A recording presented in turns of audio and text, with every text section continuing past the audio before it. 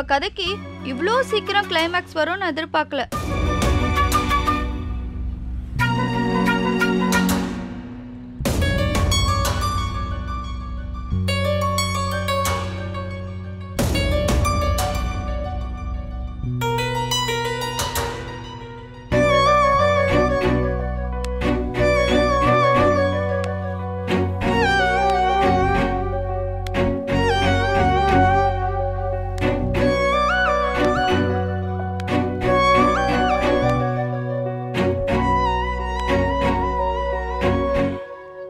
ஐயா சுபத்ரா மாமா, நம்ம வீட்டு வாசல்ல எம்எல்ஏ சார் வந்து நிற்கிறாங்க.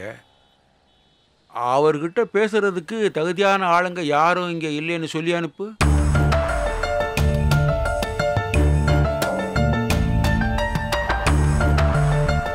ஐயா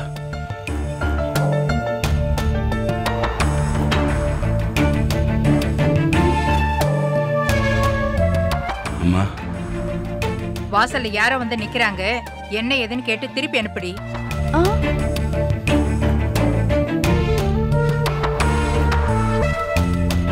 அம்மா நீங்களுமா? ஏய், ஒரு தடவை சொன்னா புரியாதா? போ சொல்லுடி. ஆஹா, பெருசுங்க ரெண்டும் டைலாக் பேசுறதுக்கு சோம்பேறித்தனப்பட்டுக்கிட்டு நம்மள கோத்து விடுறாங்களே. நம்ம ஆளு பேசிட்டு இருக்கும் போதே கட்டையை தூக்கி மண்டையை பழுந்துருவானே. இப்ப என்ன பண்றது? ஐயா என்ன மன்னிச்சிருங்கய்யா. என்ன புலி பாயன்னு பார்த்தா பாய போட்டு படுத்துருச்சு.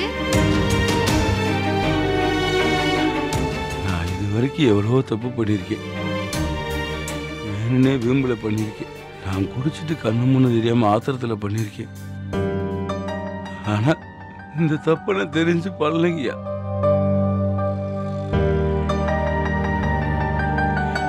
என்னை சுத்தி என்ன நடக்குதுன்னு தெரியறதுக்குள்ள எல்லாமே முடிஞ்சு போச்சுங்கய்யா. இப்படி ஒரு தப்பு பண்ற அளவுக்கு நீங்க இனி தப்பா வளர்க்கலைங்கய்யா. ஐயா, ஒரு உலக என்னை பத்தி தப்பா பேசுற பத்தி எல்லாம் கவலை இல்லை. ஆனா தயவு செய்து நீங்க என்னை தப்பா நினைச்சுக்காதீங்கய்யா. ஐயா, நான் தெரிஞ்ச இந்த தப்பை பண்ணலங்கய்யா. இது நான் கும்புற சாமி மேல சத்தியம். நான் சாமியா மதிக்கிறேன், உங்க மேல சத்தியம். ஐயா, நான் வேற எந்த விஷயத்துல வேணா தப்பு பண்ணுவீங்க. ஆனா இந்த மாதிரி ஒழுக்கங்கிட்ட ஒரு காரியத்தை நான் நிச்சயம் பண்ண மாட்டேன்னு உங்களுக்கு நல்லா தெரியுங்களையா. ஐயா, நான் நல்லவன் கெட்டவன்றதெல்லாம் விடுங்கய்யா. நான் உசுருக்கு உசுரா நினைக்கிறேன் ரேவதி போய் நான் துரோகம் பண்ணுவீங்களா ஐயா? ஐயா, ரேவதி தான் எனக்கு பொண்டாட்டியா வரணும்னு சின்ன வயசுலேயே முடிவு பண்ணங்கய்யா. நான் அவளே கிடைச்சதுக்கு அப்புறம் அவளை விட்டுட்டு வேற ஒருத்த கட்டிக்கிற எப்படியா நான் நினைப்பேன்.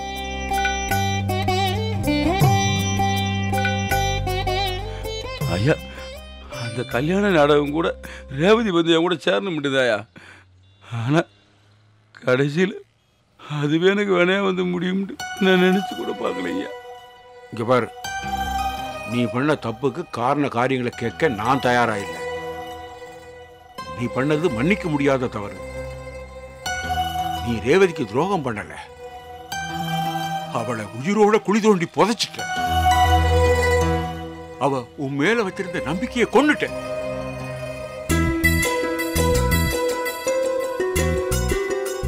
எனக்கெல்லாம் உன் மேல நம்பிக்கை எப்போ போயிடுச்சு.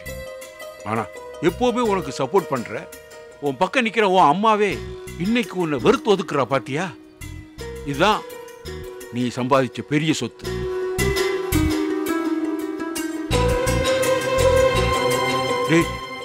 உன்னை ஒரு ஆளாக்கி பார்க்கணும்னு ஓடோடி திரிஞ்ச ரேவதியே உன்னை விட்டுட்டு போயிட்டா. இனிமே உன் புது பொண்டாட்டியோட உன் அரசியல் செல்வாக்கோட சந்தோஷமா வாழ்ந்துக்க.